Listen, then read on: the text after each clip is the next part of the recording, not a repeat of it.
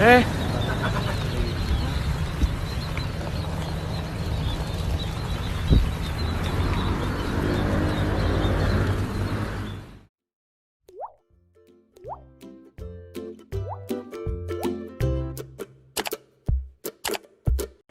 Viral video aksi seorang pria yang sengaja membeli burung yang diduga burung liar hasil tangkapan.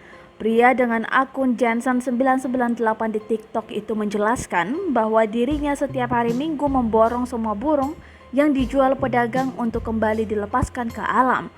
Gue selalu lakuin hal ini. Setiap hari Minggu entah kenapa gue bahagia ngelepasin mereka, tulisnya pada unggahan tersebut. Dirinya juga menyebutkan hatinya merasa bahagia setiap kali bisa melepaskan burung-burung yang dijual tersebut kembali ke alamnya. Pria tersebut diduga berasal dari Lampung. Diduga penjual burung itu berada tepat di salah satu vihara di daerah tersebut. Salah satu netizen menjelaskan bahwa burung tersebut dijual memang untuk keperluan ibadah.